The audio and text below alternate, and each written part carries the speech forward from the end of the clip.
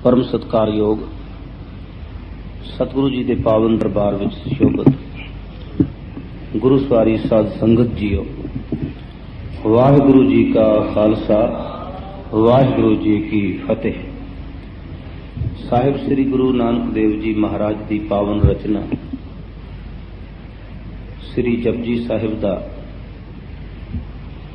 अर्थ विचार आरंभ किया है। मूल मंत्र संबंधी विचार कर रहे हैं।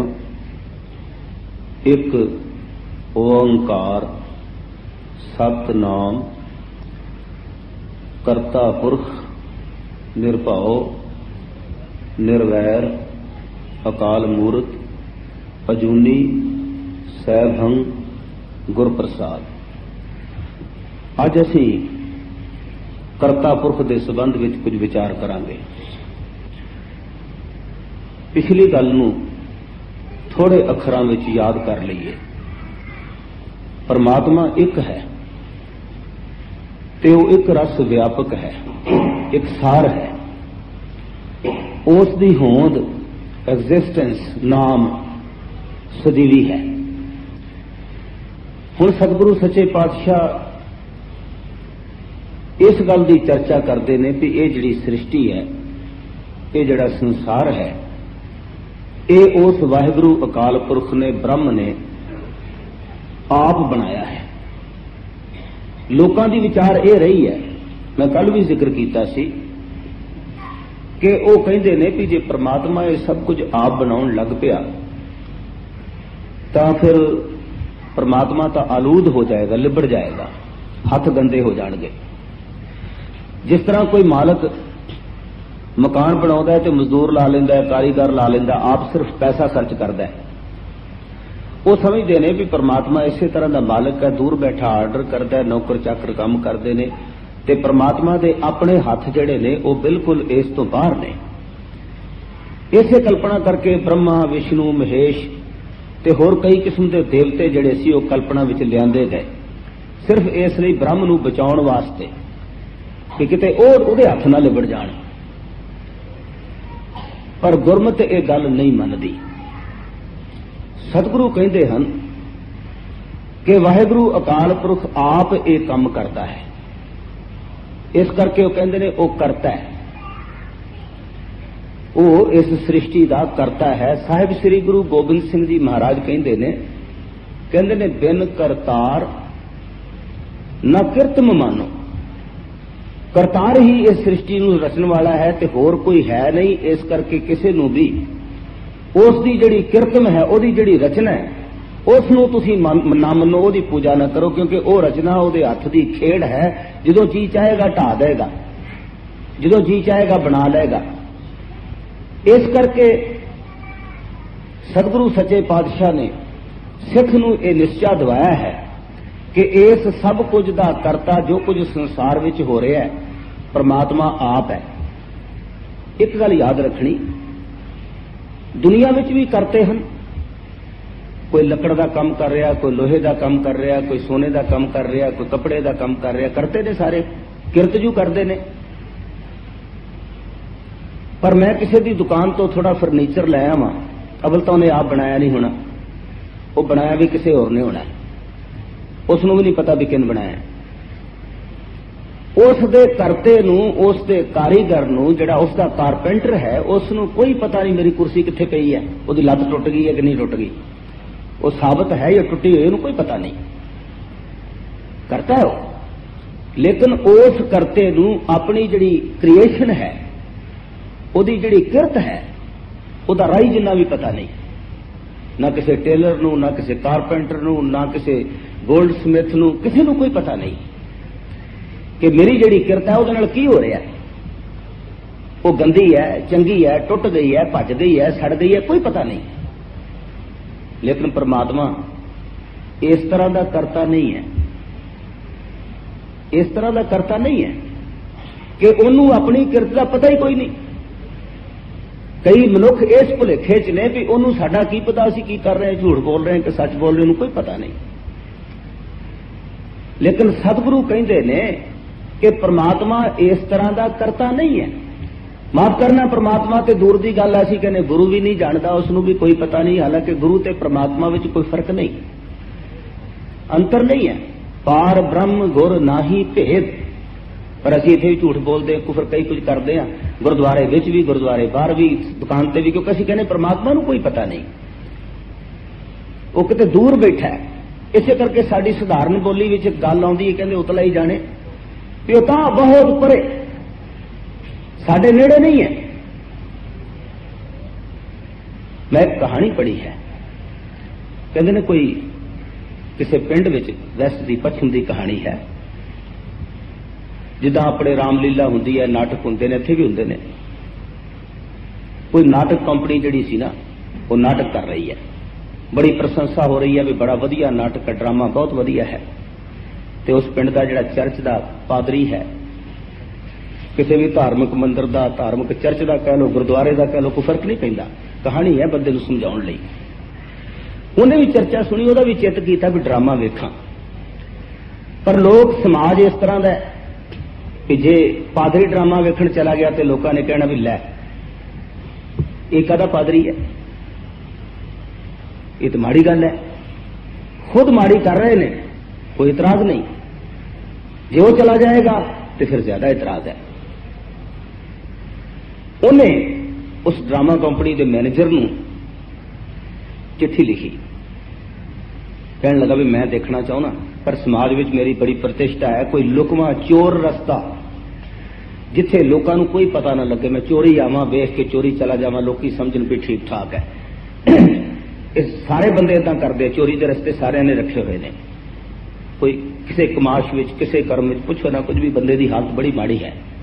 हालांकि बाणी ये गल कहती है कि जिस पास लुकाए दड़ो सो वेखी सत है, कि जिहदे कोलों तू लुकाउणा तेरे नाल है, वो तेनों देख रहा है।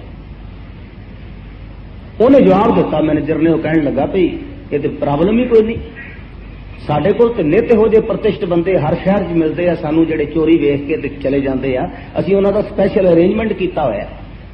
पर नाल उन्हें एक नोट दिता थल्ले, कहने लगा लोकां कोलों तां असीं तुहानूं सुरक्षित कर लांगे, लोकां नूं नहीं पता लगेगा कि तुसीं ड्रामा देखिआ है, पर मैनूं क्षमा करना भी जिहड़ा रब है, तुहाडा गार्ड है, परमात्मा है, ਉਹਦੇ ਕੋਲੋਂ ਅਸੀਂ कोई लुका नहीं रख सकते, ਇਹਦਾ बंदोबस्त तुसीं आप कर लिया जी, परमात्मा का बंदोबस्त तुसीं आप कर लियो, बंदियां दी जिम्मेवारी साडी है। मतलब की है कि परमात्मा कोलों असीं कुछ भी लुका नहीं सकते, इस करके सतगुरु कहते हैं जिहड़ा करता है ना परमात्मा, एक करता, वो करता जिहड़ा पुरख है। आम तौर पर असीं पुरख का अर्थ आदमी करते हैं, क्योंकि आम साडे लफ्ज वरतिया जाता पुरुष स्त्री, ते पुरख आदमी के रूप अंदर, आदमी के अर्थ विच, बंदे के मैन के अर्थ विच भी गुरु ग्रंथ साहब च बड़ी बार आया।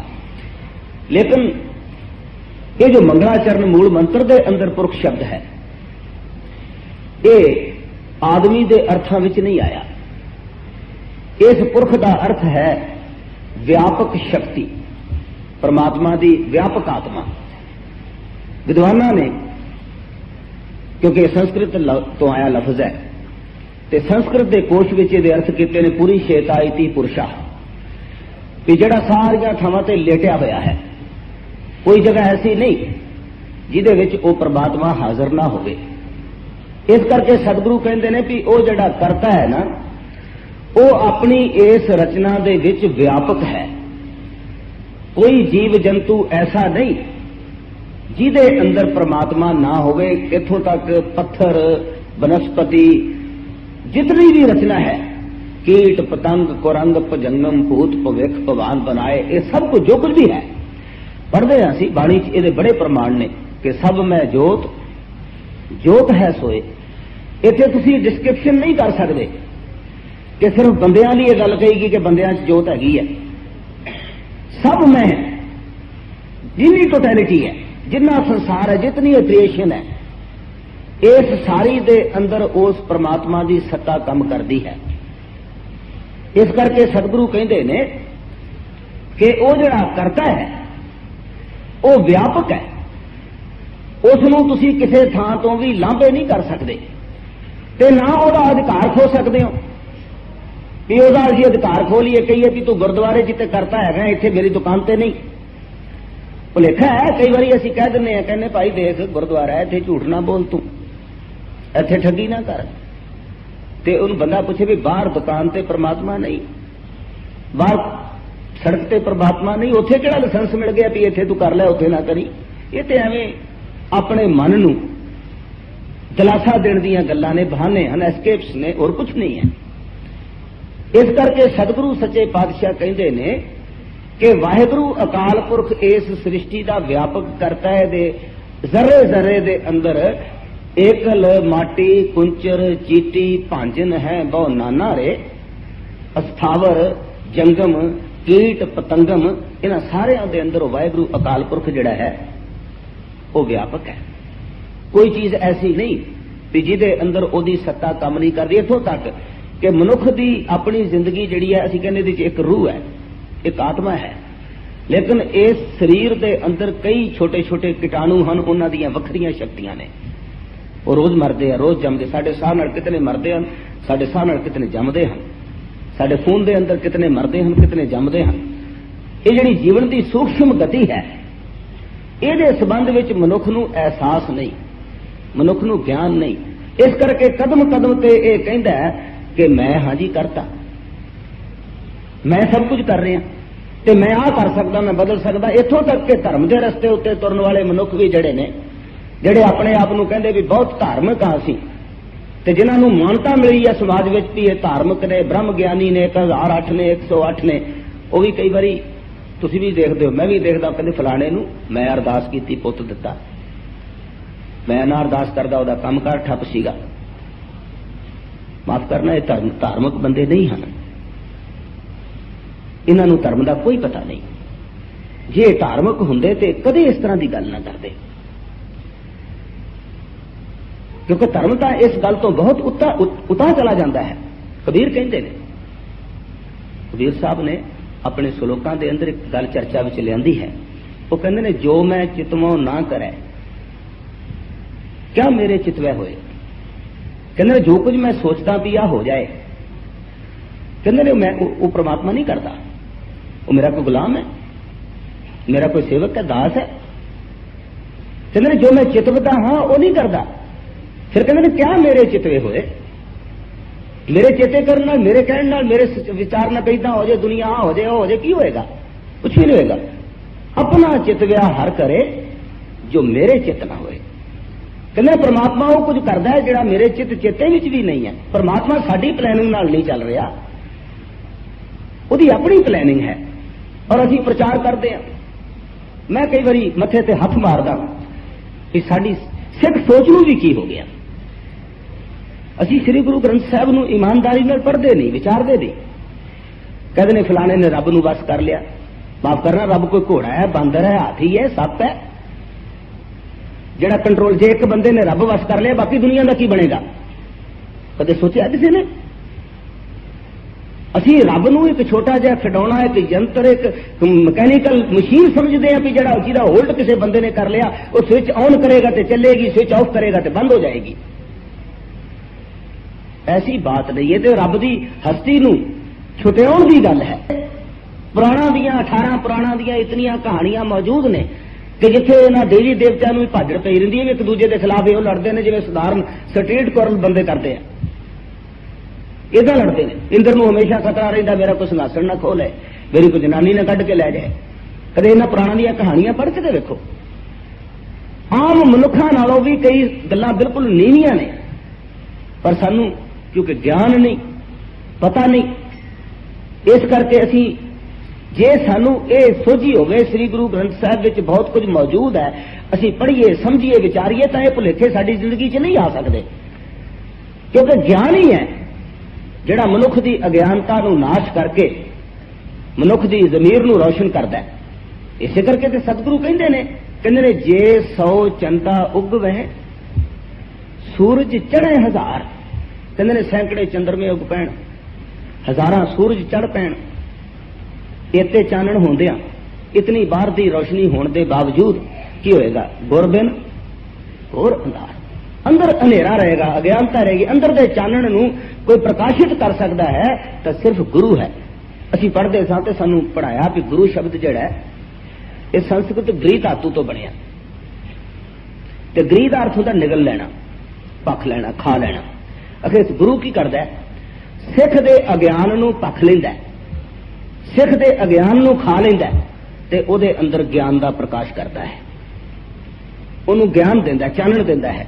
ते असीं रोज गुरु ग्रंथ साहब नूं मत्था टेकदे हां, सानूं चानण नहीं हुंदा, क्योंकि असीं गुरु दे ज्ञान दे नेड़े जांदे ही नहीं। ज्ञान दे नेड़े जाण लई इहदे अखर, इहदे शब्द, इहदे अर्थ ये तो बड़ी ईमानदारी नाल पढ़ांगे ते तां ही गल बनूगी ना, उधर का ध्यान नहीं। असीं आसा दी वार सुणदे हां, सारे गुरुद्वारिਆਂ ਵਿੱਚ सुनी जाती है। मैं एक मिसाल देनी है भी साडा ध्यान किन्ना का बाणी च, सिर्फ उदाहरण मात्र वनगी भी असीं की कर रहे हैं। पंक्तियां हैं क्योंकि आसा दी वार कामन है तो ये पंक्तियां भी कामन होणगियां। पढ़दे हैं शर्म धर्म का डेरा दूर, नानक कूड़ रहा भरपूर। ऐदां ही पढ़ते हैं ना सारे, मैं गलत नहीं पढ़िया। शर्म धर्म का डेरा दूर, नानक कूड़ रहा भरपूर, ऐदां ही पढ़ते हैं। हुण नानक कूड़ हो गया ना, कदे सोचा किसी ने? कदे सोचा? पाठ करन लग्या नहीं सोचा, कीर्तन करन लग्या नहीं सोचा, खुद कथा करन लग्या नहीं सोचा भी की कर हो की गया। रोज अपने गुरु नूं की कह रहे हैं? ये बाय से शर्म है। की कर रहे हैं असीं? पढ़ना किवें है? नानक जिहड़ा है वह संबोधन कारक विच है, नानक नूं वखरा कर रहे हैं। नानक कूड़ रहा भरपूर, कहते ने हे नानक संसार विचों शर्म धर्म का डेरा दूर हो गया ते इत्थे कूड़ ही भरपूर है।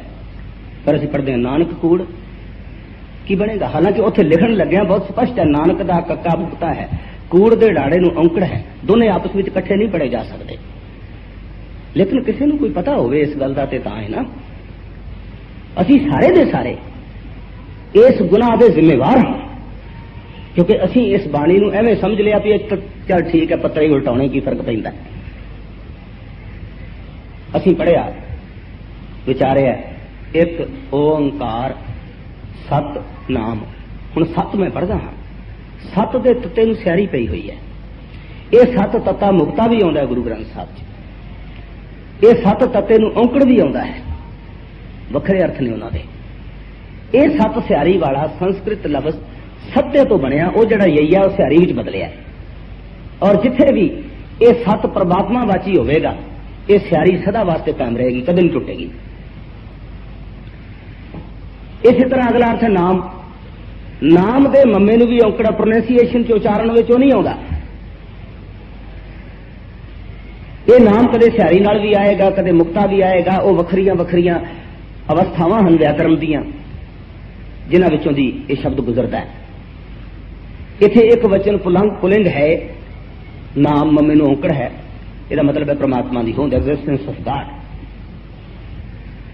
ये जिन्ना चिर ये शब्द जोड़ जड़े ने ये साडे ध्यान विच नहीं होणगे ना, सानू इस बाणी की बिल्कुल समझ नहीं आएगी, बिल्कुल कतई। ये याद रखना, एक ओंकार सत नाम करता पुरख। विचार कर रहे सां कि परमात्मा जिहड़ा है वह करता है ते सर्व व्यापक है।